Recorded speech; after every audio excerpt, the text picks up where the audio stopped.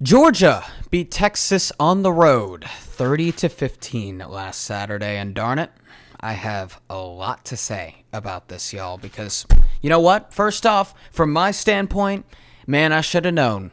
I should have seen this coming because everyone and their mother in the national media was picking Texas to beat Georgia. And you know what Kirby Smart did? He looked at the national media and he spit right on its face. Every single person. Because holy crap, what Georgia did to Texas on Saturday, October 18th at Darrell K. Royal Stadium is absolutely indefiable. It is indescribable. I cannot wrap my head around it. I'll just say, I'll be transparent about it. I can't wrap my head around it. Because I'm going to go back to this example 2 years ago. It's week 1, Georgia and Oregon. It's Dan Lanning's Oregon head coaching debut. It's Bo Nix's QB debut at Oregon. And Georgia boat races them 49-3. And a lot of people were expecting it to be a little bit of a closer game. And after the game, a reporter, I'm paraphrasing here, but a reporter asked Kirby Smart, basically, how'd you do it? What'd you do? And Kirby looks at the reporter and he says, quote, Dan knows we have better players than them. He won't say it, but he knows it. Georgia throttled a team that they were more talented than significantly in an Oregon team that was still building. By the way, a lot of people hit the panic button on that Oregon team. Bo Nix, NFL starter. Dan Lanning, Oregon's undefeated right now. Because that's what Georgia does, man. Teams have it down here, whether it's Michigan years ago, whether it's TCU, whether it's Oregon years ago, whether it's Tennessee. I don't care whoever it is. Georgia has this way of making phenomenal football teams look like 6th grade middle school boys' pee-wee football teams.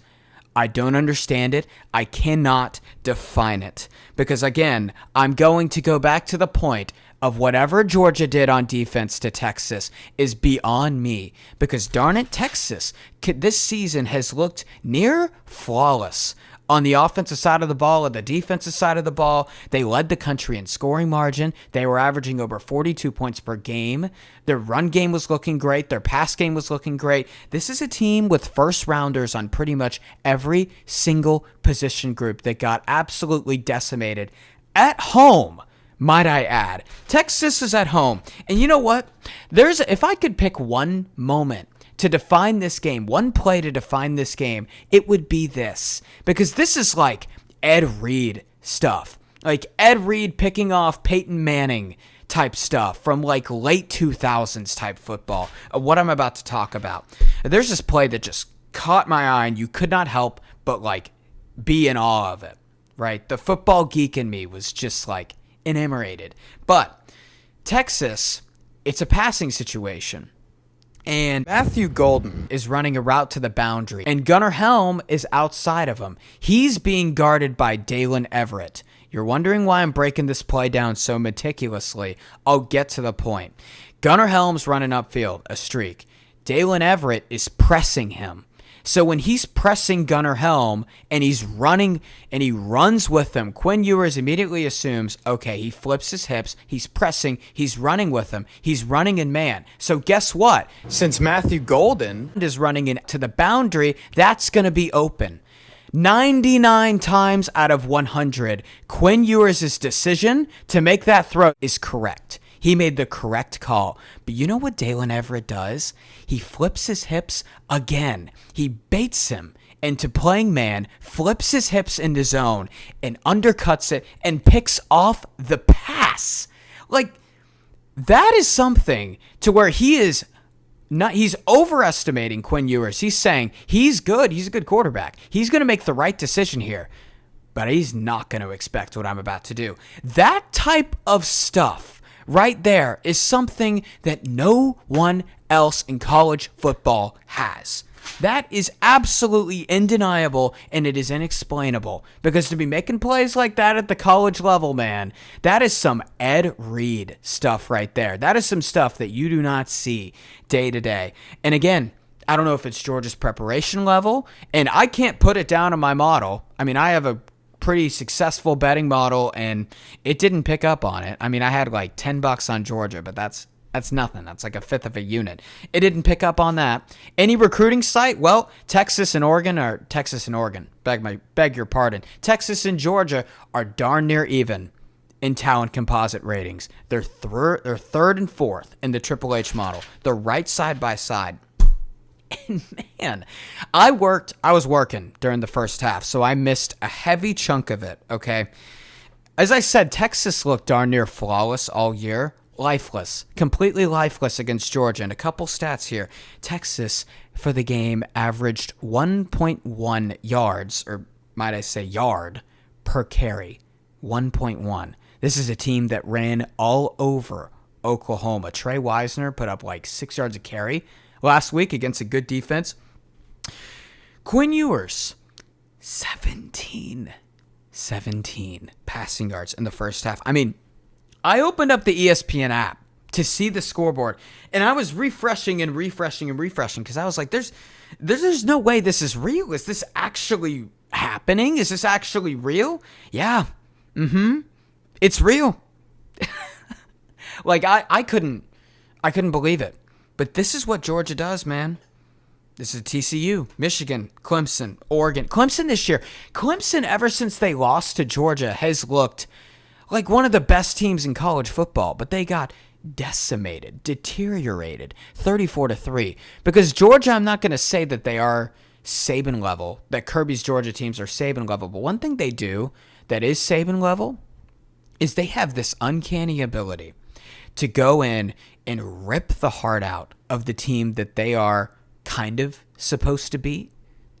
Absolutely rip their heart out. And that's what they did against Texas. My goodness gracious. What a statement from the Dogs, man. And I will say this. It was a weird game. Like, actually a very, very weird game. So now let's unpack the game. Let's get into some of the logistics of the game. 20 of 23 of Georgia's first half points were because they started in Texas territory. That's right. 20 of the 23. A Quinn fumble off of a misdiagnosed blitz, which by the way, Georgia's ability to hide coverages and hide schemes is unbelievably remarkable. It is something that I've never seen at the college level. And it makes sense. Kirby Smart played defensive back. This guy is coaching from a perspective of being on the field. He played for Georgia, being on the field and understanding these moments. Let me say that. So he's played. He's well seasoned. This also, a punt return that went in Texas territory. Quinn threw a pick, the Everett play that I talked about in the Texas 30, and Arch fumbled. Georgia started the ball with the ball 4 times in Texas territory. So you look at the stats, you look at the box score, and actually the total yards were very, very close in the game, and you're probably wondering, okay, why was it such a blowout if Texas and Georgia were like kind of similar in yards and first downs? Well, that's why. Texas couldn't hang on to the football in their own territory.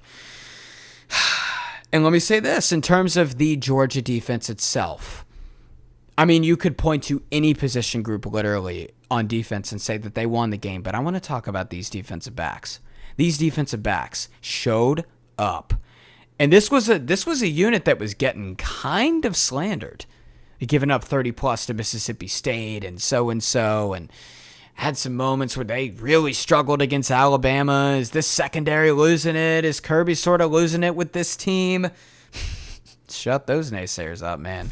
They absolutely shut nose it. Because not only did they cover super well, but Texas, you got to understand, is a very screen-oriented team. They run a lot of screens. They run a lot of underneath stuff. And the way that Sark calls screens is awesome. It's an art. He does it truly at a fantastic level.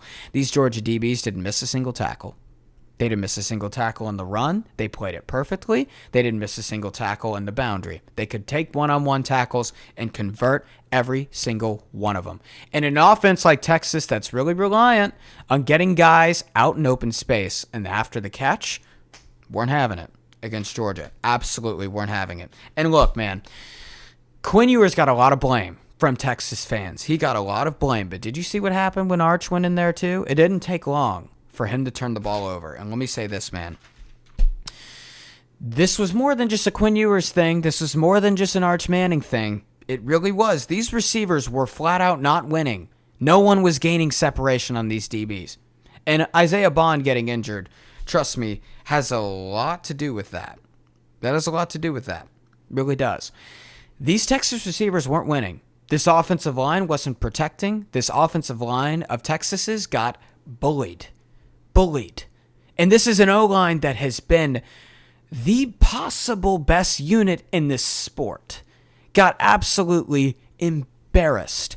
And I don't want to sound like a broken horse here, but Texas playing in the Big 12, and I'm not here to slander the Big 12. It's a fun conference. It's a good conference, but Texas hasn't played teams like this over the last 12 or so years. They played Bama once last year. That's the closest that you're going to get. Washington in the playoff, Could have been sort of a wake-up call for them. Maybe it's something where they were riding high. They were really, really, really, really confident, and all of a sudden, whoa, you run into this freight train, and you kind of don't know what to expect. You could say that's what happened. But, man, you know what? Let me say this in terms of the future. And this is going to go underlooked, but in terms of predicting what's going to happen for the foreseeable future of college football, because I got a strange suspicion that this is not the last time that these two teams are going to meet. They might even meet 3 times this year. But let me say this, man. Georgia on offense, 4.3 yards per pass attempt. 4.3. 3.9 yards per carry. 3 interceptions. Look, man. Texas got caught playing Georgia's game. They turned the ball over. Georgia won it off of their old school slugfest defense. Didn't let anything go by. And guess what? Texas lost at playing Georgia's game, just as expected. But let me tell you this, man. Texas will have a different game plan coming around. And when these two teams meet again, I'm not sure if Georgia's going to start with the ball 4 times in Texas's territory. Because Georgia, despite killing Texas, my one weakness for them coming in was, you lose Bowers, you lose Ladd McConkey. Do they have that guy? But guess what? Their defense was so darn good that they didn't have to have that guy. And when they play Texas again, I'm going to say when and not if. Bond's healthy. Wingo's progressed, because remember, he's a true freshman, and guys like Bolden and Golden and all these newcomers progress in the system and get better. Well, and Quinn's healthier. Remember, Quinn's been injured. He's been battling some injuries, and he's coming back pretty early from them, and Quinn progresses, and he gets healthier. All of a sudden, what happens if those Texas receivers start winning some routes? What happens if Texas actually keeps the ball in their own territory? What's going to happen? Because Georgia won this game, and yes, I'm not doubting Georgia by any means. I just think if they play again, I'm not sure if we're going to get the same result. It could be a vastly different result, because this Texas team, man, is freaking talented. They are talented. This is not a TCU of years ago. This is not an Oregon of 2 years ago. This is a talented, big, strong, mean, well-coached, physical team. And I've got some confidence that Texas is going to bounce back from this. I do. But anyway, Georgia 30, Texas 15 with a statement win. I think those two teams are going to meet again some way, somehow.